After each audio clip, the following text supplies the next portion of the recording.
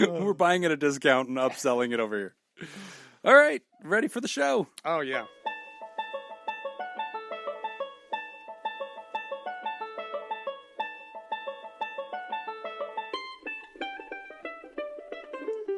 From fabulous Las Vegas, Nevada, this is Pod Therapy. Real people, real problems, and real therapists. You can submit your questions anonymously at podtherapy.net or email us at podtherapyguys@gmail.com. We're 2 weeks into Jim's weight loss wager. Now, I'm not a financial advisor, but I should let everyone know that in the last 5 years, betting against Jim's weight loss has outperformed the bond market. And now, broadcasting from the churn, that guy's Dr. Jim Jobin. I'm Nick Tangeman. It's time for some outperformed Pod Therapy. Bitcoin. It's outperformed Tesla. Yeah. While you were reading your intro. So, okay, for all of the non-Patreon listeners, I am doing a bet. It's part of this program called Diet Bet, in which you buy in, and then friends and other folks will join this bet. They, too, will try to lose weight. And if you don't lose the weight, then you lost your money. And if you do lose the weight, then you get to split the pot with anybody else who achieves it. And so everybody is actively now sabotaging my weight loss, including my good friend Nick, good friend and co-host Nick, who showed up this beautiful morning in the studio with a $30 box of luxury donuts. Luxury donuts. And each one of these things is like a delicacy masterpiece. No, they're works of art. Yeah. That happen to also be donuts. Yes, yeah, confectionery masterpieces. Yes. And so in the first Patreon portion of the show, Jacob and Nick have both been just militantly trying to get me to eat these things and ruin my diet. And then while Nick was reading the intro, Jacob got up, walked across the studio, plucked the donut I have been staring at the whole time, a Fruity Pebbles donut, and put it in front of me on my napkin right in front of my coffee.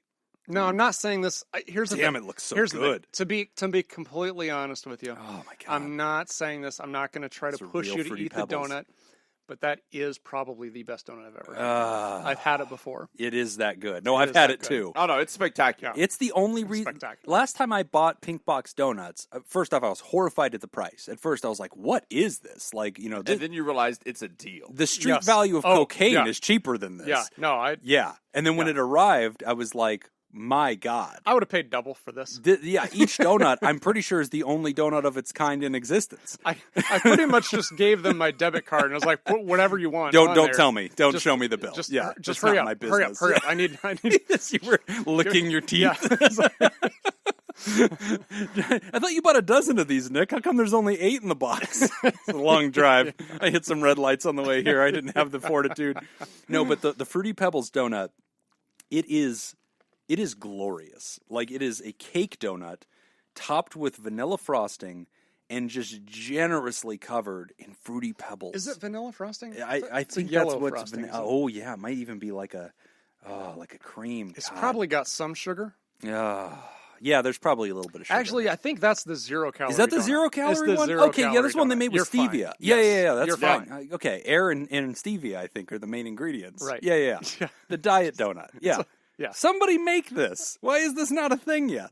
But some of these donuts in Pink Box are insane. Like, if you go through their menu, they have one with bacon on it. Like a little piece of bacon. One. It's like a maple and bacon. Yeah. Oh, maple frosting and then a bacon on top, which sounds disgusting. Yeah. But oh my God, is it good? You know, the indictment on the American diet, that these are.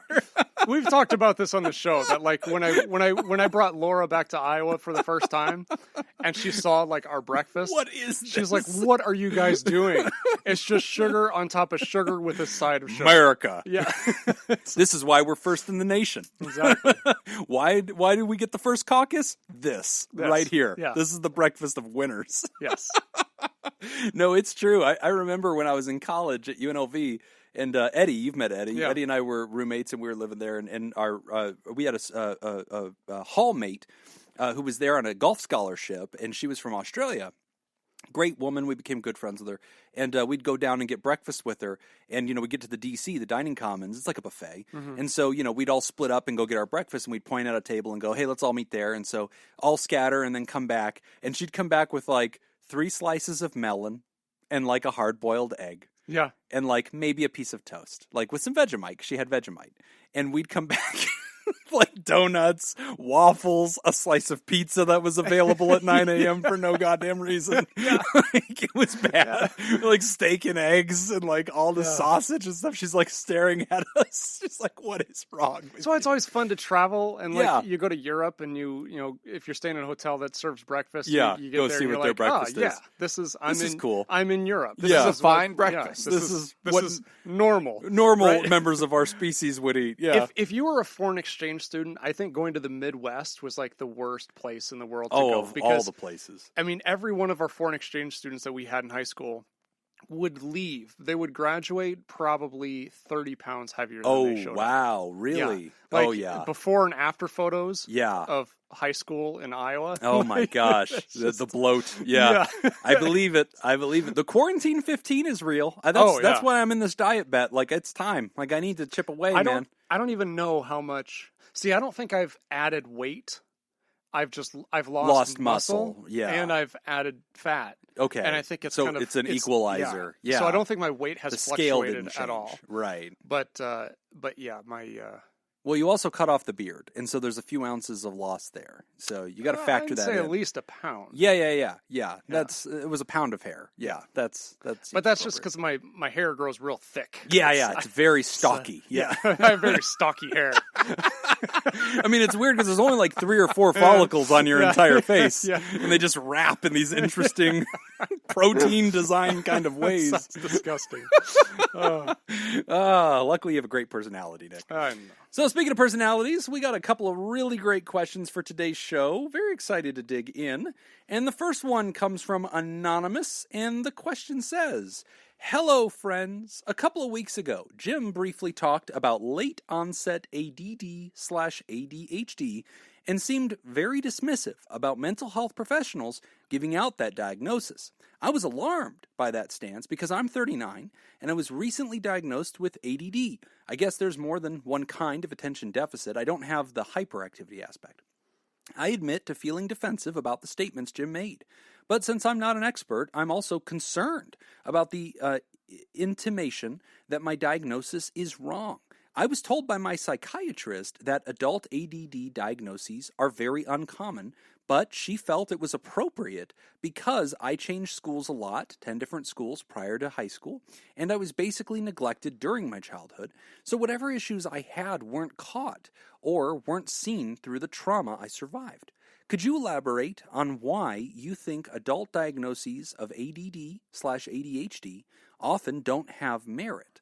Have I been misled? Should I go to a different doctor? How can I be sure if my diagnosis is correct? Any advice along those lines would be appreciated. Thank you, Anonymous." And Anonymous also adds the pronouns he and him. Thank you. Yeah, thank you. First of all, Anonymous, you are correct. You are certainly not an expert in this. However, Jim is certainly not an expert. Yeah, in let's this. go with that. Yeah. Next question. Next question. Jim has some things he's good at. Yeah. Donuts. Named. Getting March Madness. Getting lucky at March Madness. Oh. Is it luck when you just keep doing it? But that's fine. That's fine. Michael last Jordan one- was the lucky. last one of these we did, I won it. That's true. But I still beat Nick. That's the point. You gotta have a very short term memory to I gamble didn't realize with. that the only gauge that Jim was using Yeah. was just beating Right Nick. now. Yeah, that's right it. No, that's fine. Yeah, I don't care about everybody else that beat me. Also, congratulations, Smitty Scoop. I think Smitty won our March Madness, didn't he? Yeah. And he's also the commissioner. Yeah. Just pointing that out. Yeah. Just let Probably people know. coincidence. I also won fantasy football. I'm good at everything. You guys Oh, don't okay. even give me the respect I deserve. Okay. I think we I give you keep exactly the respect you winning. deserve. I'm sick of all the winning. It's embarrassing at this point. It's Oh, just okay. an embarrassment of riches. You know what? Then I'm just gonna sit this one out. You go ahead. Humiliating. This question. No, Seems, you should seems- definitely. No, go ahead. Go ahead. The By all people need means. to hear your thoughts. No, they don't. This one was directed at you. It was I directed feel at me. like I'm just gonna sit here and eat this amazing lemon-filled donut. See, Go why, ahead. why did they make a lemon one? Oh, this Lemon-filled donuts are great. Well, also, yeah, fruit is it's- part of a good balanced Yeah, diet, you know, so Right. by I was putting not the lemon- aware Yeah. that there was a lemon-filled donut when I selected my donut. Oh, okay. Would have gone back. I would Do have you done. Yeah. No, You I'm good. You want to lick the top? Yeah, that's I already did. You guys could Lady and the Tramp this thing and just work your way in. I think that's fine. Yeah. If you gave Jacob a time machine and he could only go back for one thing, it would be to get this donut. Yeah. Yeah. I'll try to shoot Hitler on the way, but He mostly this donut. He wouldn't be wrong. Go ahead. Answer this question, please. All right. So, Anonymous, this is a good question. So, to review, here's a couple of things that we were speaking about in that thing. So, and this was interesting because the episode that in question here, we had gotten a writer who wrote in and said, hey, using TikTok, the algorithm pegged me for ADHD. That's been really helpful to know that about myself. I think that's what it was. And the very next episode, we had Charlie Quinn Starling, and she shared about her mental health journey and how TikTok actually had been very helpful for her. And by realizing that a lot of her symptoms were more consistent with ADHD than some of her other diagnoses, it opened up the door to better help. It opened up the door to better medicine. And the most important key ingredient, she had seen great results, which is wonderful. So I guess I want to reflect on some of the ways that you may have heard that and the way it came off. So the very first thing, though, speaking directly to Anonymous and the way you are describing your situation, your psychiatrist gave you that diagnosis. Your psychiatrist also pointed out something that is true. Adult ADHD clinically is quite rare, okay? So the very first thing I want to say off the top of the order. Real quick, just to clarify, this is like, I don't know what the terminology would be, but basically adult onset ADHD, or this is undiagnosed until they are an adult? The writer seems to be saying, I'm undiagnosed from childhood because of the lack of intersection with an adult who would have caught this. But do you know if the rarity of it that's what I'm asking. is the adult onset of it, or a version where they didn't diagnose it until later? It's a good question. I think it's just the diagnosis. I think it's just the diagnosis. I don't think they distinguish. Yeah, I don't think so. Between where it started. Yeah, because we don't even have that nomenclature in the DSM. So I would say, regardless if it was something that really manifested in childhood or really manifested in teenage years or manifested in adulthood, that's fine. The nature of ADD and ADHD being what it is, I think it is more commonly going to be a lifelong disposition than I'm going to notice it as, oh no, their whole life they were X and now they're Y. So typically I don't know that I'd ever see it as strictly adult onset. I'm also wondering too if it was diagnosed at a young age, if they diagnosed it at 10 years old, and then that person now becomes an adult, does having ADHD as an adult, does that count towards that statistic? Or are they only talking about being diagnosed at that time? It's a good question. Because it makes sense that it would be rare if it was something that was diagnosed at a young age and then they became older, because we're better at it now. We're better at identifying it at a younger age. So we're going to see more people have it, but then we're also going to catch it at a younger age. We don't wait until they're an adult to catch it. And ADHD and ADD. Okay, I want to weigh in on the disorder itself, and I want to talk about the interesting complexity that has had in mental health, because compared to almost any other thing in mental health diagnostics, ADD and ADHD has a very unique history and stands out in a lot of things. But the first note I have is to the writer himself, because he gave us those pronouns. And writer, your mental health professional diagnosed you and also hypothesized why it had never been diagnosed previously. You write in the letter about, well, now I'm questioning that diagnosis. Do not do that. Nope. Do not do that. Your doctor trumps all of us. All of us. Always. Yeah. Anybody. And that's true for anyone, by the way. That's always true. And so to everybody out there, there's a disclaimer on our website, and I realize nobody really goes to our website and clicks disclaimer to read the ins and outs. No. Yeah, I get that. But we should put it on a T-shirt. Yeah, right. That's a whole disclaimer just on a T-shirt. That's a great idea. I love that idea. But nobody goes to your merch store either. Nobody goes to the merch store either. Pod Therapy Bait Shop. I was going to sell it on the ICS store. Yeah, that's fine. We're just going to grift off them like we've done all along. That's fine. I think these guys don't know what they're talking about would sell very well. Oh, yeah. A Pod Therapy That's T-shirt. That's a fine T-shirt. Would sell great on the ICS show. Ignore everything you've heard from the last episode. So. I think it would sell great on our store. In fact, I believe it is selling great. Yeah, it already has. It's just sold out. So the first thing, Anonymous, is I would say, and this is to everybody, we are an educational podcast, okay? And so what that means is In no way, shape, or form have we assessed you. If you write in with a question and we kind of pontificate about what it might sound like, we usually add the caveat, go to a therapist, go to a mental health professional. Why? Because in order to even get close to diagnosing a patient, I have to sit with them for at least 60 clock minutes and ask a battery of questions and do a full assessment. I'm interested in their biology. I'm interested in their psychology. I want to know about their lived history. I am really interviewing the hell out of somebody. Yeah, we have a very narrow perspective when we can't talk to the person directly. Oh, nothing. Right. Yeah, and so if we ever get a letter in the 2 paragraphs and 8 sentences that we read on, out into the open and then, pontificate on that is educational in nature. Our desire is to talk about a subject, not to give anybody like direct diagnostics. That is not okay. That's not what we do. So the first answer to your question is, I'm questioning whether or not I have this disorder. Do not question that. Align with your psychiatrist. Do what they are medically advising. Mm-hmm. If they have some feedback and they say, yeah, I think you never got caught earlier on with this, but I think it's probably lifelong, and here's how I want to help you, great. Mm-hmm. Do that. Mm-hmm. Okay, so that's fine. So that's the very first question. We got to get that off the bat. No question about it. Never let pod therapy trump anybody in your life who is qualified to assess you. We are just helpers out in the world talking shop, okay? Good job, Jim. Treat yourself. Oh, I'm going to lick this Fruity Pebbles donut. Now, having said that, here's the part where I want to discuss intellectually. And so this ADHD thing, I think, and Ryder, you're not the only person that reached out to us and said, I've heard you guys talk about lots of things, and this one got a little tricky for me. And that's because in the history of mental health stuff, from time to time, there have been a particular diagnosis or two that would get all out into the community, and it was so ubiquitous that it became overdiagnosed. Most of you that are of age to listen to this show know that in the 80s and 90s, there was an overabundance of diagnosing children with ADD and ADHD. And you remember this. It became a punchline. The Simpsons even did a bit about it, where Bart has ADHD and they give him Ritalin, and he discovers an entire Major League Baseball conspiracy theory because the Ritalin turns out to make him hyperactive or something like that.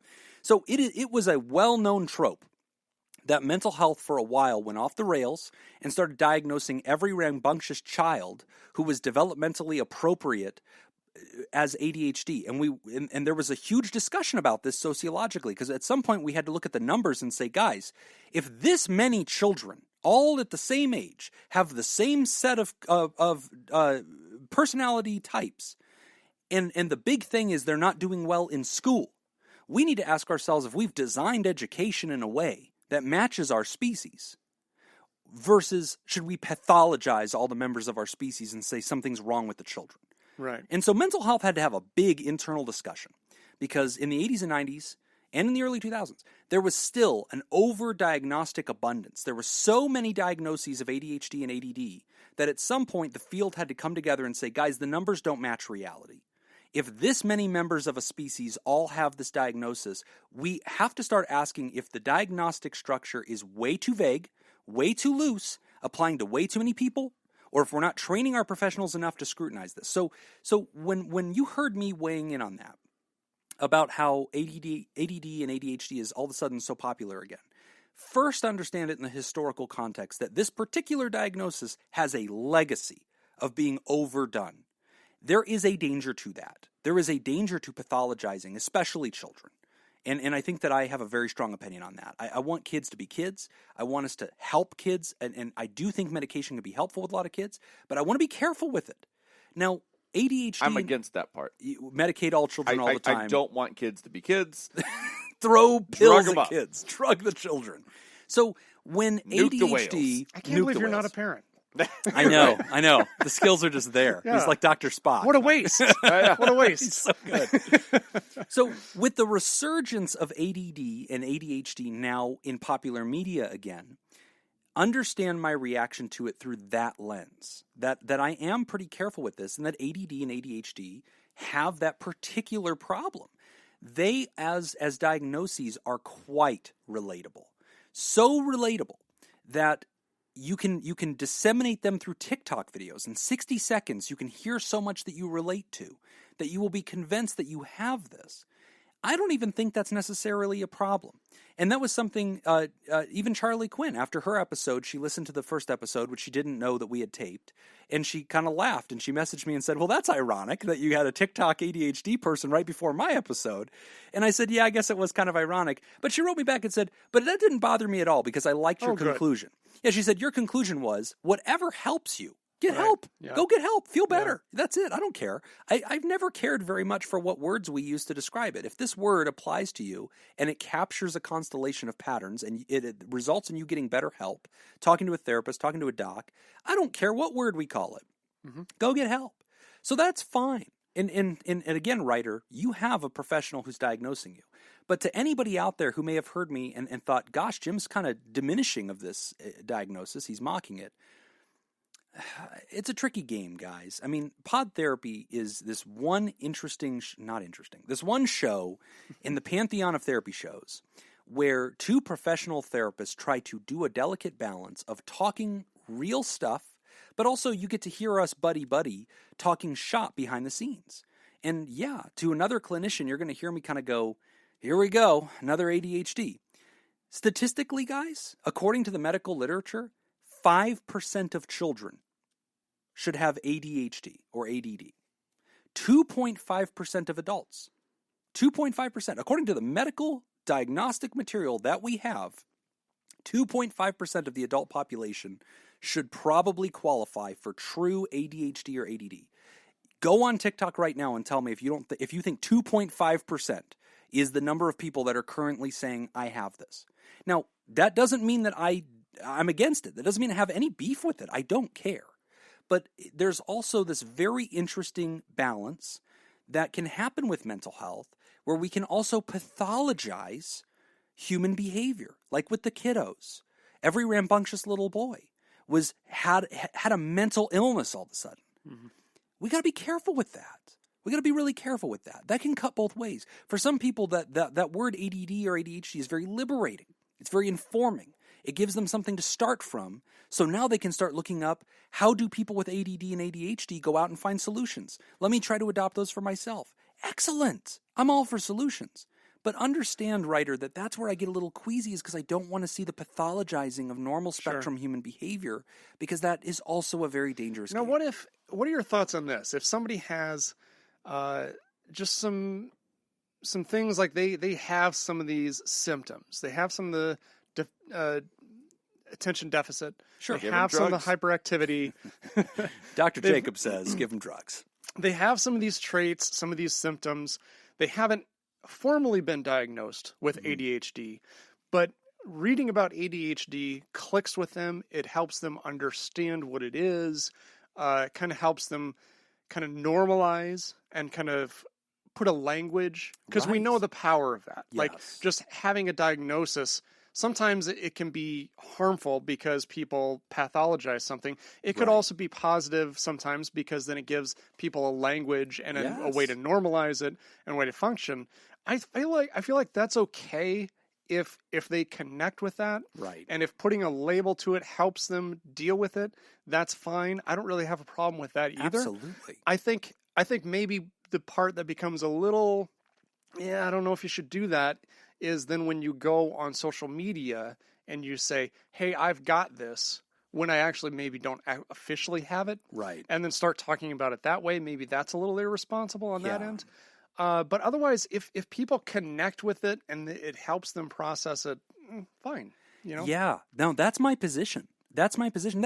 That's friends, that's always been my position about a lot of diagnostics. Mm-hmm. If somebody comes in and says, do I have official depression?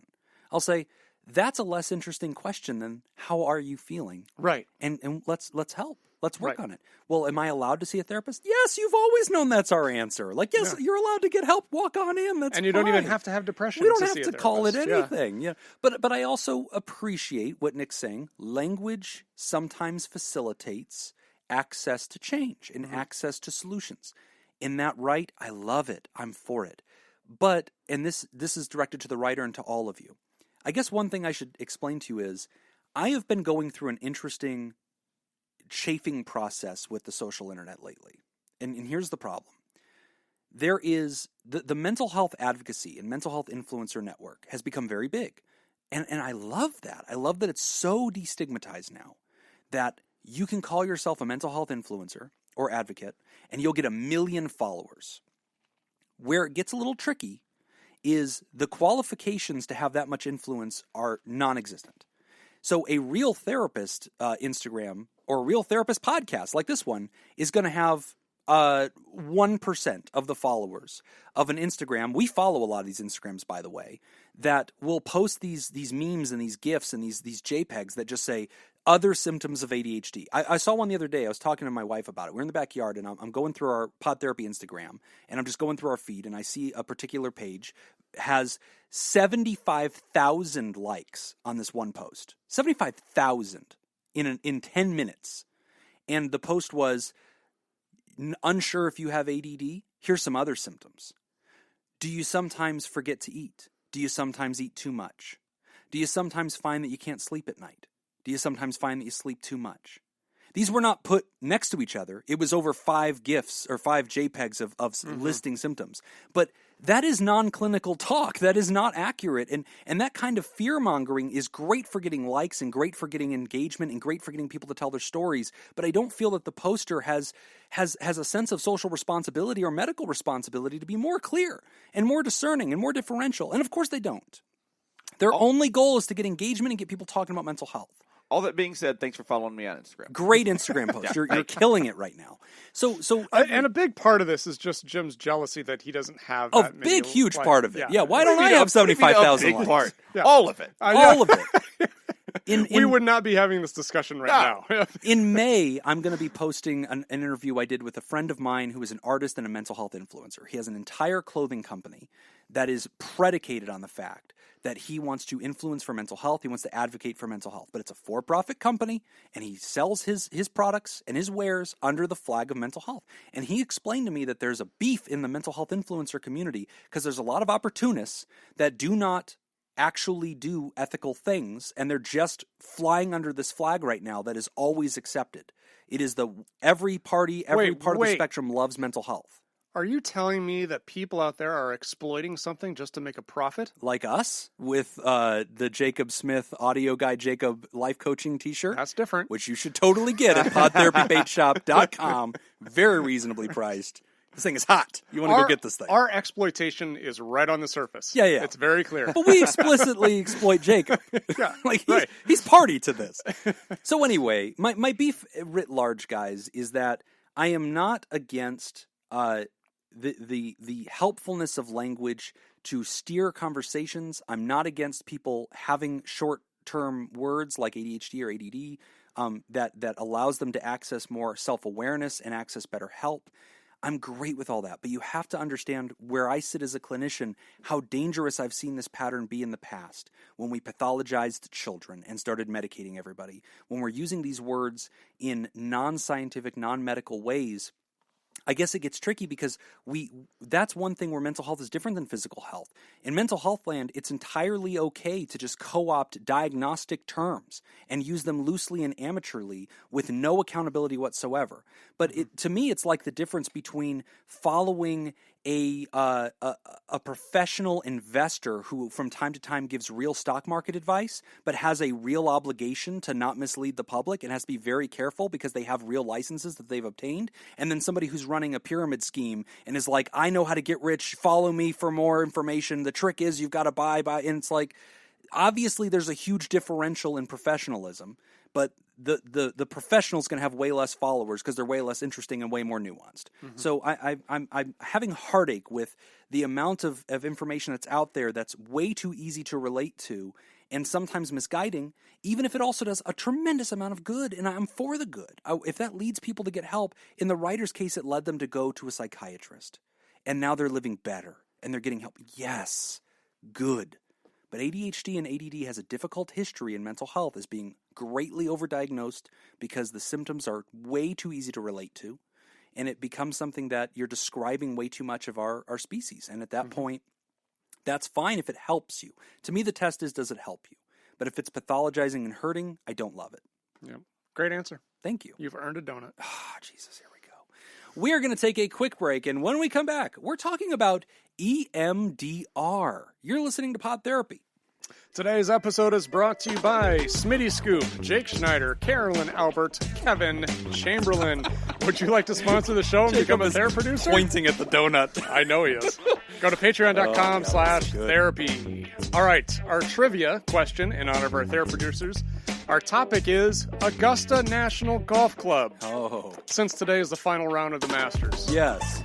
On August... Oh, wait, I'm sorry. I was reading the wrong one. Here, we got to do this. In Augusta. Ron Townsend, the first African-American member, was admitted in what year?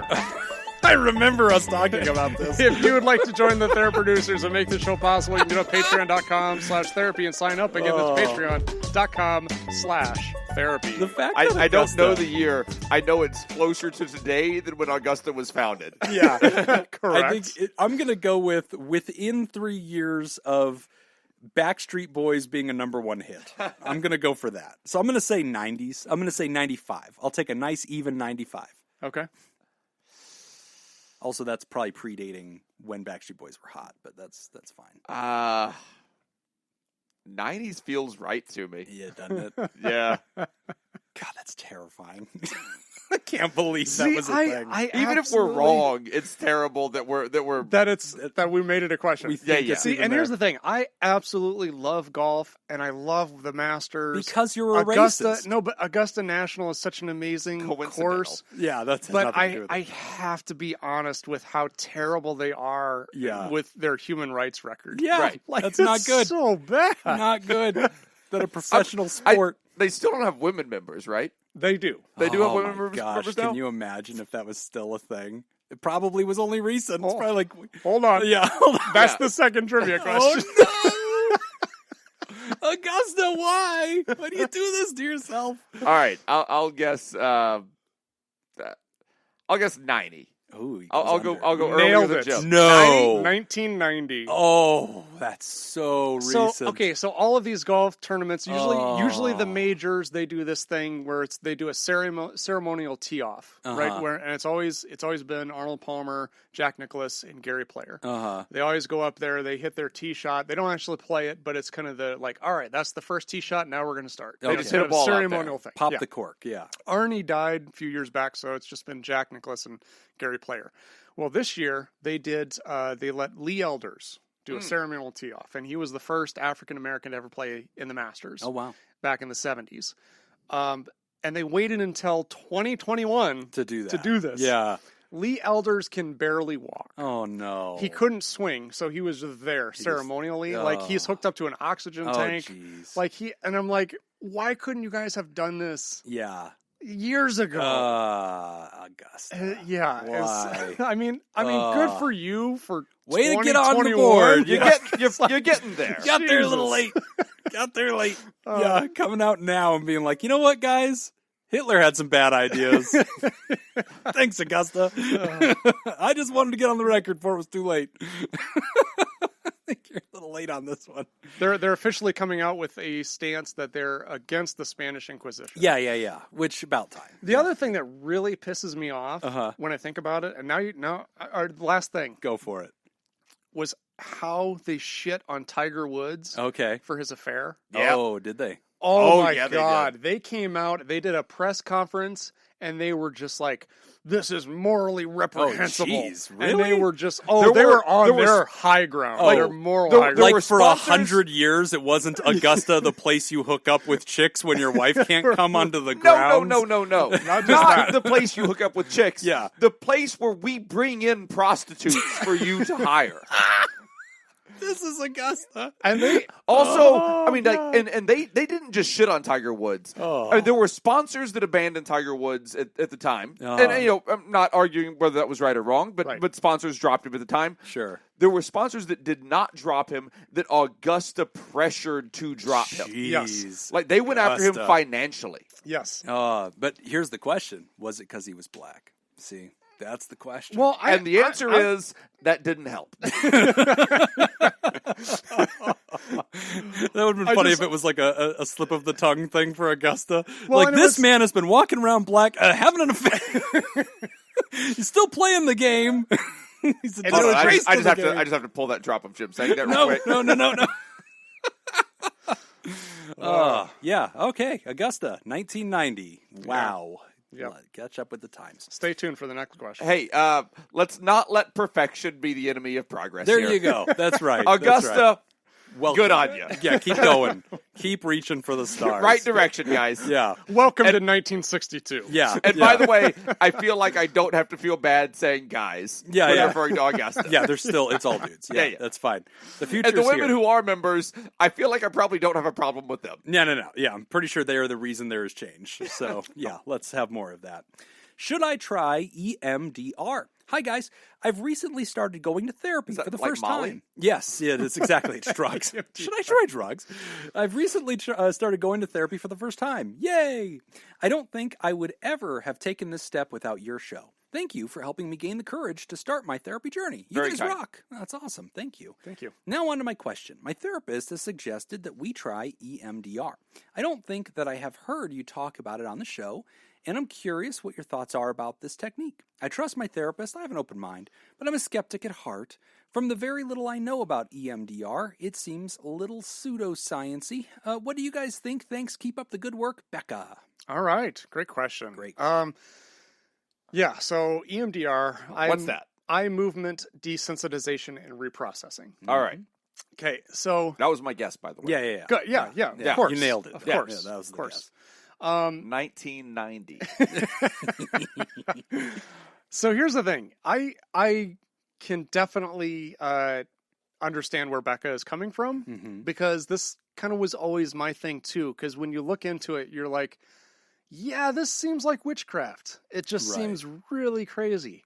However, I also kind of pride myself on being very skeptical Mhm. on things and very research based, very science focused. If there's not evidence based support for it, I don't, I don't go for it. I Right. want to see that this has been researched and Yeah. there's actually some science behind it.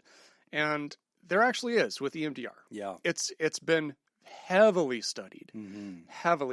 and it seems like witchcraft, but then when you kind of understand how it is kind of manipulating how the brain works, it actually starts to make scientific sense, Mm-hmm. and it's shown to be very effective. Mm-hmm. Yeah, no, it has been. So, what is this? Eye movement desensitization and reprocessing. It is it's a trauma treatment. First off, it's specifically a set of techniques that are used to address trauma in a person's life.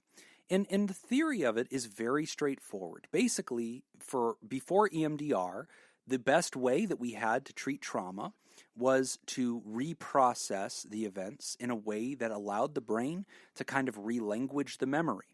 The way that trauma, and we're talking capital T trauma, okay, because the word trauma in psychology can just mean psychic pain, but we're talking pretty big capital T trauma, the kind that causes PTSD.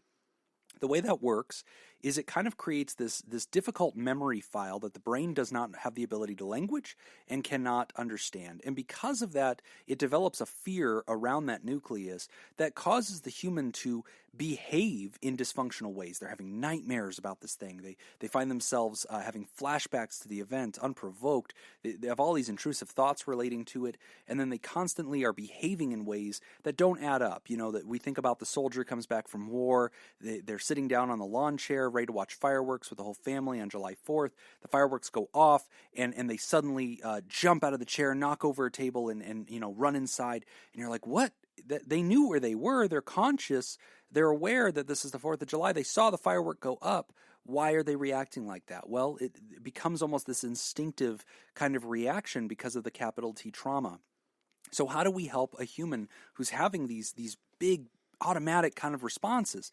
Well, that's where EMDR became this very interesting technique, because what they did is they realized that the way that the brain is processing certain memories, we can accelerate and facilitate kind of re-accessing that memory file and almost soothing. Think about it like, I guess This is a very far off, imperfect example, but whatever, it's useful. Think about it like when Fred Flintstone hits his thumb with the hammer and the thumb is like pulsing and big and red. Think about that somewhere in your brain. The memory is there, it's sensitive, it's pulsing, and it's very sensitive to the touch. And so anytime anything even gets close to this zone of the brain, you retch and you have these big automatic reactions. What EMDR is essentially doing is accelerating the soothing of that memory.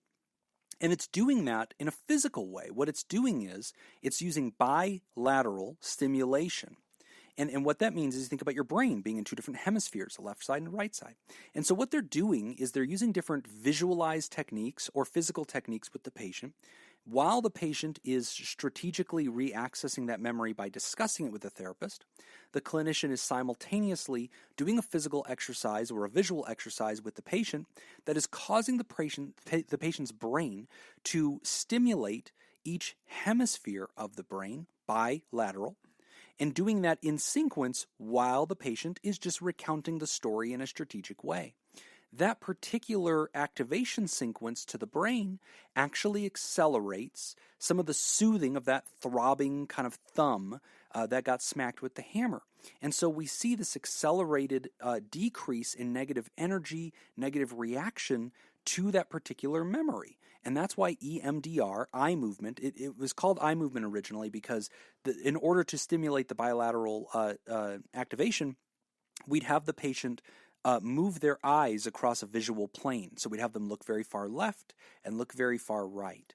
And we would usually facilitate that by holding an object and just moving it across the lateral plane of their eyes. Or they'd have blinking lights. Blinking lights, a light bar sometimes that the person would just follow. And actually, I think sometimes they wouldn't actually even have to follow it because it's just when you have that blinking light, it's going to stimulate the. We just wanted the eyes to cross the plane, right? Because when your eyes cross the plane of your nose and look to the left and look to the right adequately, a different hemisphere of your brain is taking over control to accommodate that action. And so all it was doing was just having a human do that while we were also doing strategic traumatic work with reprocessing. Later, a lot of other techniques were developed. We can also have you tap. We can have your right hand tap your knee and your left hand tap your knee. And because, again, we're stimulating a lateral side of the body, a different hemisphere of the brain was taking control, and that activity partnered with good reprocessing trauma work accelerated the success of trauma work. So it's not voodoo. It's not. Does it seem pseudoscience-y? Yes, but that's also because it's got that kind of flavor of like glance, this one weird trick, that kind of thing. But no, people that practice EMDR are highly trained to do it. They do a lot of great certification work in that. It has the backing of science. It makes physical property sense. We're not saying, we're talking to your soul or something. No. We're literally just manipulating the neurons of your brain simultaneous to therapy, and we're getting improved results with that. Yeah. Sure, that makes sense. I feel like that's what you would say if it was witchcraft. Well, yeah. Also, we have to throw you with your hands and legs tied together into a lake, and if you float, you're cured. Right. And if you sink, you still had trauma that was holding you down, which is how we get it out of you, is by sinking you. Which I believe I read in the American Psychological Association Journal. Yeah, APA 1996. I believe, yes. Yeah, the Augusta edition. Yeah, that was a good one. But glad that you're going to therapy. Glad that you're looking into that. If your psychologist, your therapist feels that is a good treatment for you and you have access to it, I would absolutely do it. Yeah. I've always seen good results with Yes. it. I don't think I've seen anybody that did it and didn't. Yeah. Not to say that doesn't happen. No. But it's a useful strategy. Yeah, it has a high degree of efficacy. I've always seen people respond very well to it. It's legit. Yeah, it's absolutely legit. The only negative thing I've ever had with EMDR is I think I've seen some clinicians rush too quickly to it before they've appropriately developed rapport and bonding with the patient. And I've seen that in some rookies. They get so excited that they've trained in this theory. And that's another thing, too. The nature of the training is it's quite expensive for a therapist. And the therapist has to come out of pocket to become certified in it. And so there can be a little bit of an effect where a therapist has invested quite a bit of coin into becoming certified in this one particular technique. And I think it can become this, if you're a hammer, everything's a nail problem, where they constantly want to run it on everybody. Sometimes I don't love that because I think that, be a therapist first, use this technique as one of your toolkit. So there's a little bit of a hyper use of it in the field, but that's because it costs so much to train in it and because it's very effective. So especially if it's trauma stuff, I could definitely see somebody wanting to patch this into your general treatment, and I don't think that's wrong. I think that could be a very successful technique. Yep. Great that you're doing it, and glad that our show influenced you to get help. That's awesome, Becca, and I hope that you are successful. And if anybody out there is, dealing with long-term trauma, EMDR, very effective technique. Just look up a therapist in your local area and search for it. You'll find that. If any listeners have done it, We'd love to hear some feedback on that. Yeah, just how the experience was for you and what differences it made. Yeah. Great question. We're going to take a quick break, and when we come back, we are going to discuss discovering that you were adopted. Interesting. You're listening to Pod Therapy. Today's episode is brought to you by Smitty Scoop, Jake Schneider, Carolyn Albert, and Kevin Chamberlain. If you'd like to sponsor the show and become a therapy producer, you can do so at patreon.com/therapy. Our second question about Augusta National Golf Club, you guessed it. On August 20th, 2012, Augusta National Golf Club admitted its first female members. 2 female members were admitted, were Darla Moore, the former president of the investment firm Rainwater Inc., and this former member of the Bush administration. Oh, I got it. If you'd like to join the therapy producers to make the show possible, you go to patreon.com/therapy and sign up. Again, that's patreon.com/therapy. I'm going to nail this one. Go ahead. I'm putting it on Condoleezza Rice. I think it's going to be Condi Rice because I think that they would have been like Secretary of State. That's a significant person. That would have made it for them. Which Bush administration? Ooh, damn it. Because I thought it was HW. Damn it. No, it is W. Oh, it is W. I should have Okay. asked that, though. Yes. Okay, then I'll go with Condoleezza Rice as well. It has to be. Who else would it be? Yeah, I can't name another I think female. that was Laura? the only woman. Was it yeah. Laura Bush? I don't know who else there was. Yes. Condoleezza Rice. Condi Rice. Congratulations, Condi Rice. Well deserved. This is a really good question. Discovering that you're adopted. Hey, Jim, Nick, and life coach Jacob. Woohoo! Woohoo! Growing up, I never really felt like I belonged in my family, and would joke privately with friends that I was adopted and left in a basket floating in my parents' pool as a baby. It wasn't until after my mom passed away that I discovered that I was, in fact, adopted. I was 39 at the time. My parents never talked about it. As far as I knew, I was biologically theirs. The family that I talked to after my discovery had all assumed I knew that I was adopted all these years. I had planned on talking to my dad about these things, but his health declined rapidly after my discovery. My mom passed in March. I learned I was adopted in July. We moved Dad to the retirement community where I worked in September. I got my birth certificate in January, and he suffered a few major losses of friends and family between January and May when he had his rapid mental decline and spent the next year in and out of the psych hospital and memory care assisted living units until he passed. Major depression and rapid Alzheimer's onset. During this time, I was able to get a copy of my original birth certificate and found my birth mother.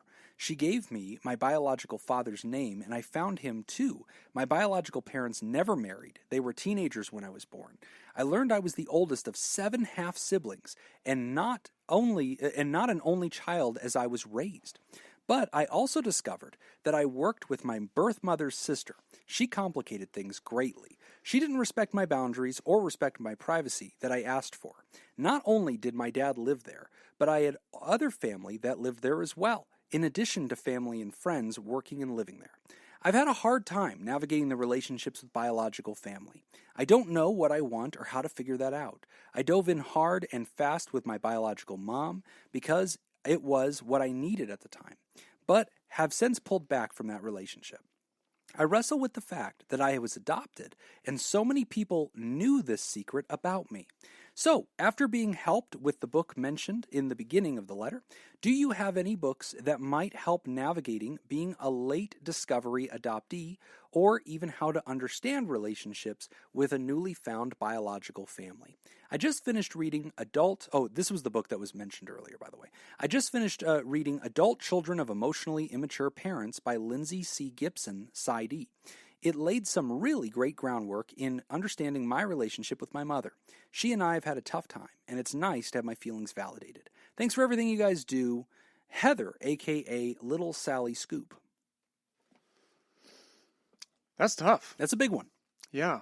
Discovering that you were adopted at 39 years old, and you were I an mean, only child, and then right. discovering you have 7 half-siblings. Yeah. And then the other parts of that too is having suspected it all along, which I think probably helped a little bit, that definitely helps.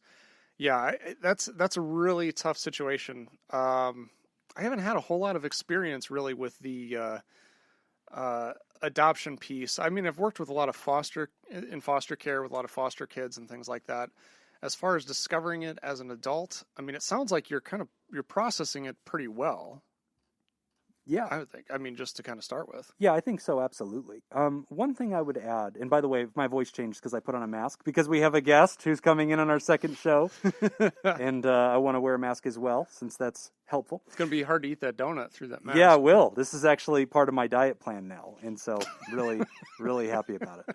So, all right, real quick, since I already had the mask off. All right, so here's kind of some feedback. So the first thing to the person, I like that you're already reading books on this. I think you'd think that this is very rare. It's not as rare as I think a lot of people would assume. Mm-hmm. And unless it was obvious, you may have just never been told, because they may have decided it's not relevant. We're the family that loves you. We're the family that raises you. And it's not something we're going to bring up. And it can bring up a lot of complicated emotions. You can feel lied to and betrayed. Mm-hmm. You can feel like you were deceived and that you have a right to know. You can feel like it could be relevant to your health to know who your biological, forebears were, so that you can study that. There can be a lot of feelings. A part of you can understand why you were lied to, that they protected you. And there's a part of, you that could feel disloyal to even want a relationship with your biological family, to feel as if somehow that's a betrayal of the mother who raised you, who died. There can be a lot of mixed feelings. Yeah. And you can bring in a lot of resentment whenever you meet those biological people, because you can have this weird standard of like, you're going to disappoint me, or like, I want us to bond, and then there is no familial bond, or sometimes there's too much of one. They try too quickly to own you and to say, oh my God, you look just like Grandpa, and you have my eyes, and they can reach too fast, to cross boundaries as if they have earned those rights of access to your heart, when really they haven't. They're a stranger to you, and you're there out of curiosity. So a very difficult relationship to navigate. Whenever I got this question, I actually went out to the Las Vegas therapist group on Facebook, and I posted some portions of the question there and asked colleagues in the community to give us some feedback. And there's a Las Vegas therapist here in town. Her name is Janet Nordine. And Janet specializes in working with anybody who is part of the adoption process, families that are adopting, adult children who were adopted. She is an expert at this. And so she actually gave me a bunch of recommendations. And so, Ryder, I want to pass those on to you. She recommended a podcast called Adoptees On. Adoptees, ADOPTEES, on. And she specifically wanted you to check out Season 2, Episode 5, which is titled Late Discovery at Age 33. She also recommended the books The Primal Wound by Nancy Verrier, that's Verrier. She also recommended The Family of Adoption by Joyce Maguire Pavao, which is Pavao. And she recommended Journey of the Adopted Self, A Quest for Wholeness by Betty Jean Lifton, Lifton. Also, if you'd like to actually contact Janet Nordine, you should. She is wonderful, and on her website, she was also very open to just chit-chatting with folks and just being a guide. You can find more about her at experiencecourage.com, just www.experiencecourage.com. Tell her Jim Jobin sent you, because don't tell her that. Most reputable therapists have never heard of pod therapy. But great question. Most reputable therapists have never heard of Jim Jobin either. That's right. Don't even mention my name, actually. I mean, you're kind of... Just say you found her. It's a roll of the dice. You don't want to throw that out there. She might just hang up on you. So don't throw that out there. Here in Vegas, I deny knowing you more times than... Oh, that's probably true. That's absolutely That's true. not true, actually. That's not true, that you deny knowing me. I can't. Because it never come up. No, I can't. Yeah, people know that you know me. People know because of that you. tattoo on your arm. That's why. If it wasn't the heart with the, NTJJ, people wouldn't know. It's like a shared trauma. That's because you lost March Madness, and that's the bet. Don't make tattoo bets when you're not good at something. I think that's probably the best thing. Yeah. But yeah, to anybody out there who's experienced adoption, it is a very interesting process. I think it's a beautiful thing. I think it's also a very complicated thing. A lot of this too, like, I mean, if you go into therapy, I think a lot of CBT can help with this too, because it's a lot of how you are going to tell this story to yourself, you know, and in what light you're going to share it, what perspective. Because I mean, like Jim said, there's a lot of emotions on both sides. Some can be very negative, but there's also a lot of ways that you can frame this that are very positive. Yes. You know, adoption can be an amazing, wonderful thing, and your family is kind of who you choose a lot of times, more than it is biological. So, but a good therapist can help kind of navigate you through those waters. Yes. And so that'd be something I would really reach out to Janet. Yeah, I would. You know, and even if you're out of state, which I would assume that you are, she is just a really wealth of resources. And, you know, again, you don't even have to talk to a therapist in life that specifically specializes in this one niche thing. I think just exploring your truth and the complexity of emotions that show up as you navigate these new relationships, and also as you grieve the loss of your parents. You know, your father and your mother passed, and you had to witness their decline rapidly. You are going, and you were an only child in that family. So I'd imagine that there's this huge vacancy that's been created in your life. And now it's very natural that you're looking around saying, did I just get a bonus family? You know, that can also be part of my life. But then there's all this complexity of that. I mean, besides our genetic sharing, there's not a lot we have in common.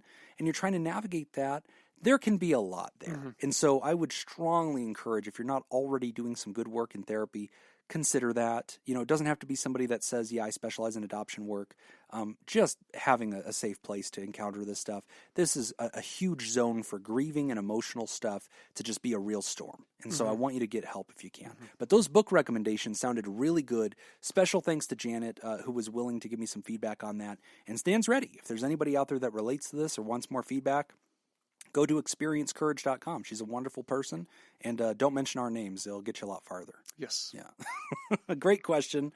Well, we are at the end of the show, and so this is the part where we want to thank anybody new that has signed on to patreon.com/therapy since our last taping. And we have a new Therodactyl. Welcome, Scott Ashlock. Welcome to the party. I believe Scott is also against me in Diet Bet. So... Isn't everybody against you? I think he's in the posse. So, yeah.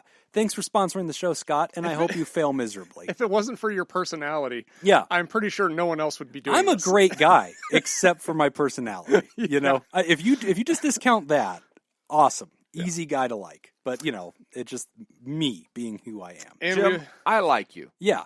Have a donut. Yeah, I'm going to pass.